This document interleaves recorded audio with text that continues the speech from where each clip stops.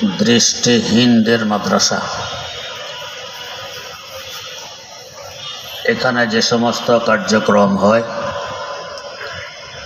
তার কেন্দ্রবিন্দু কোরআন কারীম। কোরআন সম্পর্কে হাদিস শরীফে এসেছে, আল কোরআনু কালামুল্লাহ। কোরআন আল্লাহ রাব্বুল আলামিনের কথা। কথা থাকে অন্তরে, আমার কথা আমার অন্তরে, আপনার কথা আপনার অন্তরে। এই হিসাবে আল্লাহ রাব্বুল আলামিনের কথাও তো থাকবে তার কুদরতি অন্তরে। আমি যদি আমার কথাগুলো আমার অন্তরে রেখে দেই, বের না করি,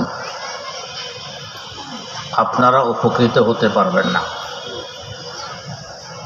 তেমনিভাবে আল্লাহ রাব্বুল আলামিনও যদি তার কথাগুলো তার কুদরতি অন্তরে রেখে দিতেন, বের না করতেন,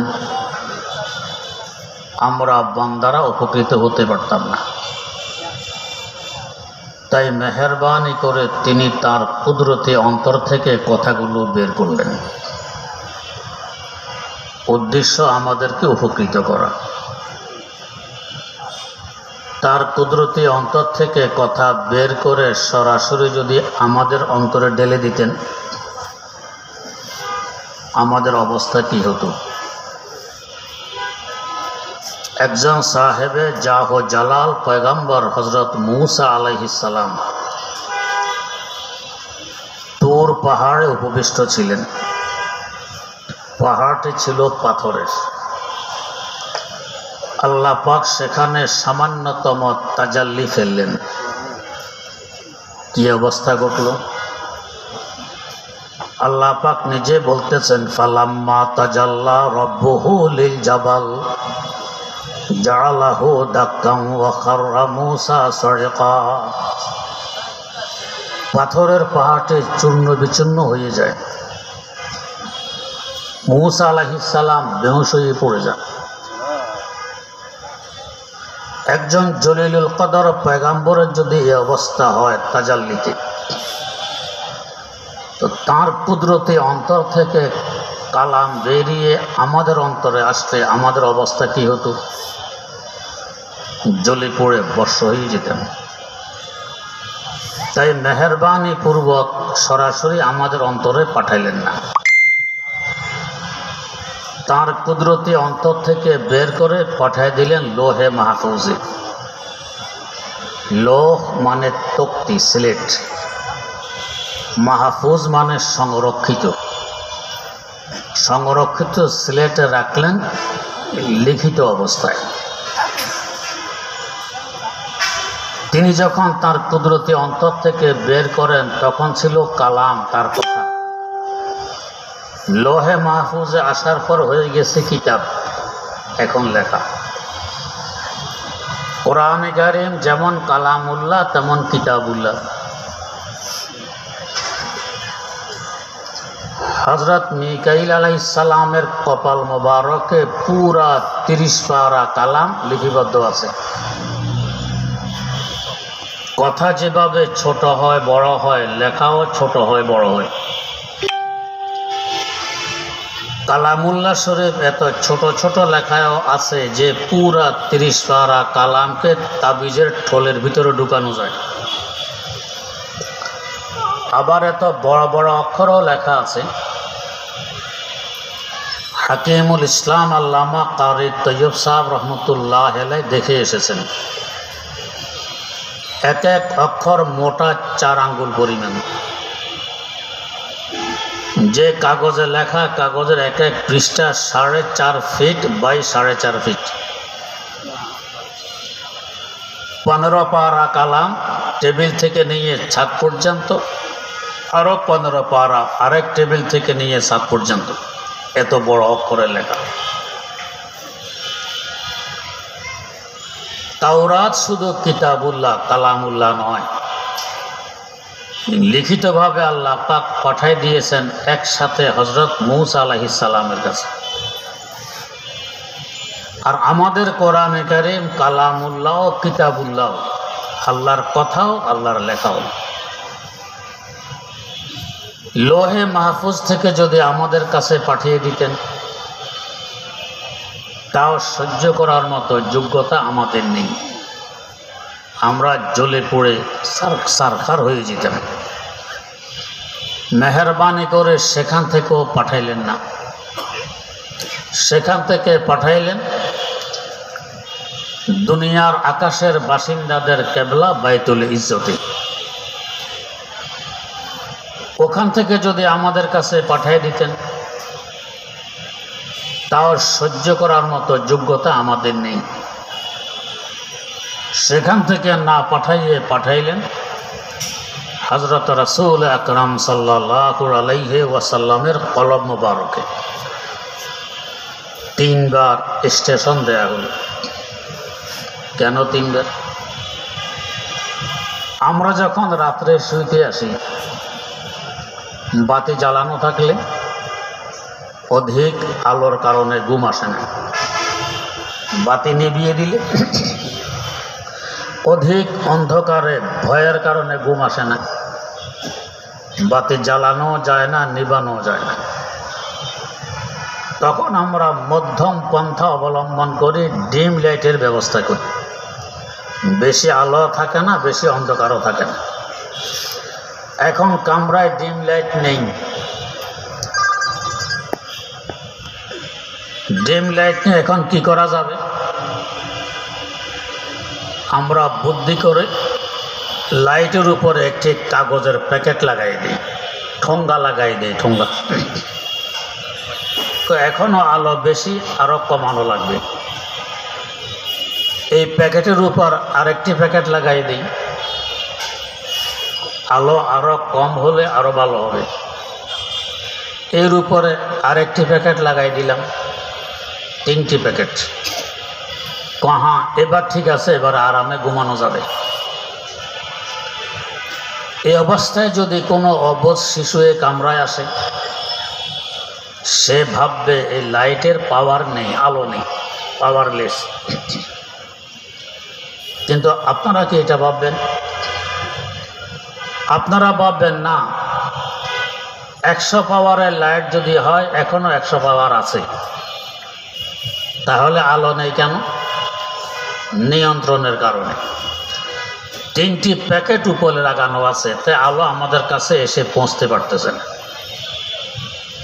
আল্লাহর কালামও এমন। 3 বার নিয়ন্ত্রণ করা হলো, একবার লোহে মাহফুজে, আরেকবার বাইতুল ইজ্জতে, আরেকবার রাসূল আকরাম সাল্লাল্লাহু আলাইহি ওয়াসাল্লামের কলব মোবারকে। এখন উম্মত বরদাস্ত করতে পারবে। তাই আল্লাহ পাকের পক্ষ থেকে আদেশ আসলো, উতলু মা উহিয়া ইলাইকা মিনাল কিতাব।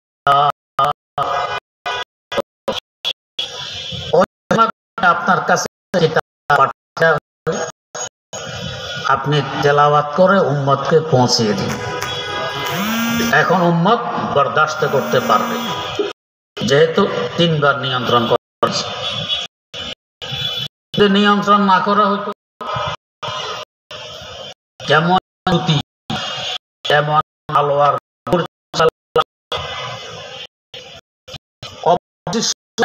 বুঝি না কি পরিমাণ।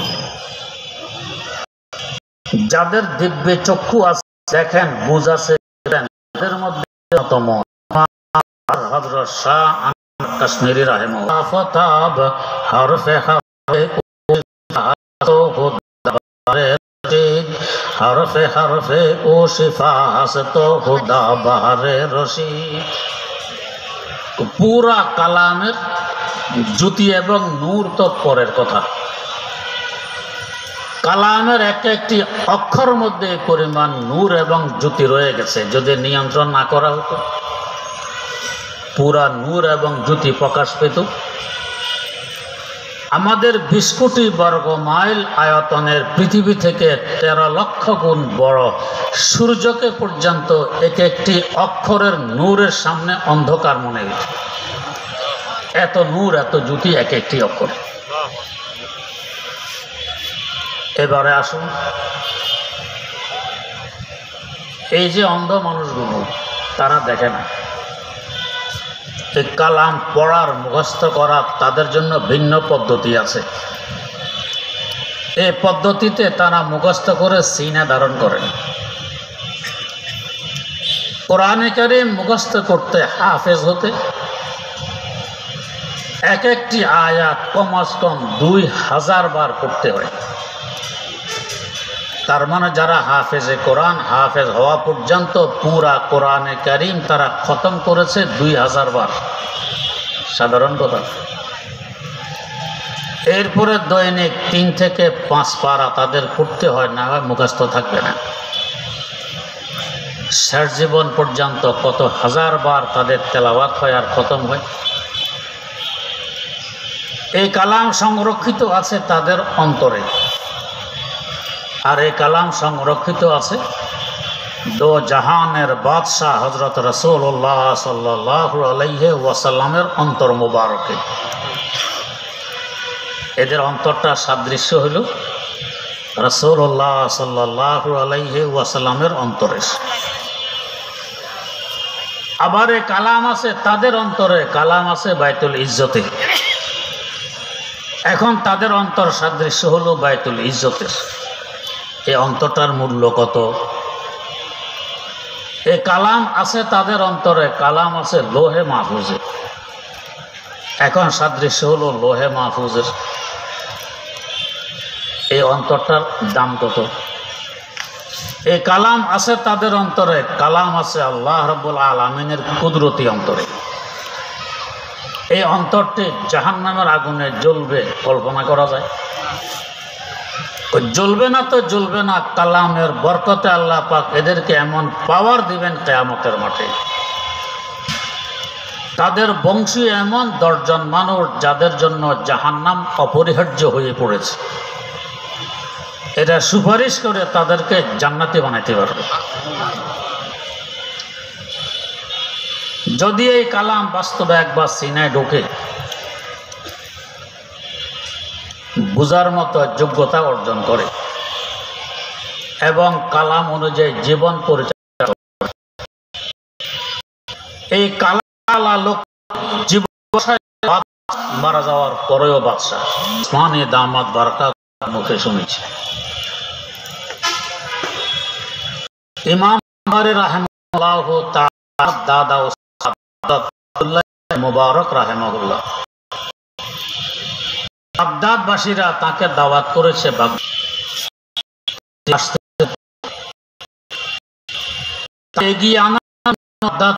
অসংখ্য মানুষ শহর থেকে দূর পর্যন্ত চলে আসে, বিশাল কাফেলা তাকে নিয়ে বাগদাদে প্রবেশ করে।